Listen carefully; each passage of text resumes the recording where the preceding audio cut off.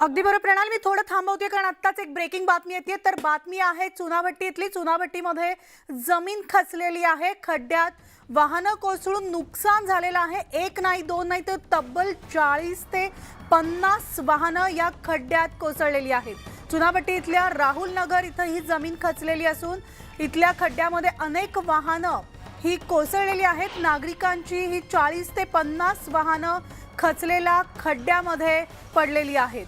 तर या मोठं नुकसान या वाहनांचं झालेलं आहे. दरम्यान खचलेल्या जमिनीच्या परिसरात नागरिकांना इमारती रिकाम्या करण्याच्या सूचना देण्यात आलेल्या आहेत. कोणतीही दुर्घटना होऊ नये यासाठी प्रशासनाकडून ही खबरदारी घेतली जाते. ही थेट दृश्य चुनाभट्टीमधली पाहतोय, ज्या ठिकाणी जमीन खचलेली आहे आणि जमीन खचल्यामुळे थेट 40 ते 50 वाहनं या खड्ड्यात पडलेली आहेत.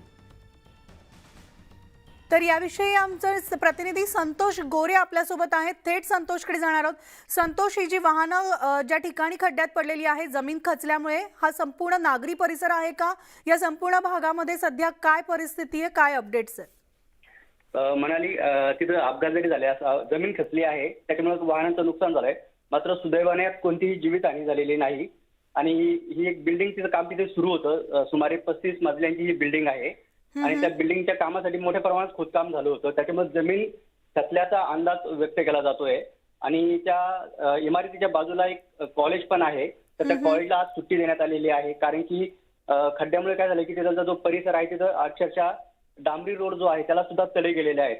आणि त्याच्यामुळे आता पूर्ण स्ट्रक्चरल ऑडिट होणं आणि पूर्ण त्या बिल्डिंगनं काय काय नुकसान झालेलं आहे याचं काम प्रशासनाकडून सध्या सुरू आहे तिथे.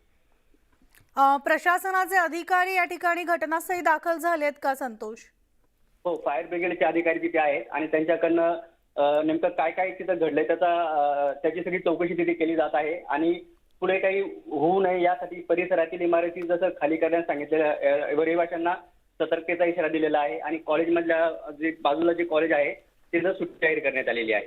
जसं तुम्ही म्हणालात की या ठिकाणी इमारतीचं काम सुरू होतं, 35 मजली इमारतीचं काम सुरू होतं आणि त्यासाठी बांधकाम या ठिकाणी या भागात सुरू होतं. त्यामुळे या इमारतीशी संबंधित जे कोणी व्यवस्थापकीय लोक असतील त्यांच्याशी अधिकाऱ्यांचं बोलणं झालंय का? नेमकं कारण काय होतं हे समजू शकलंय का?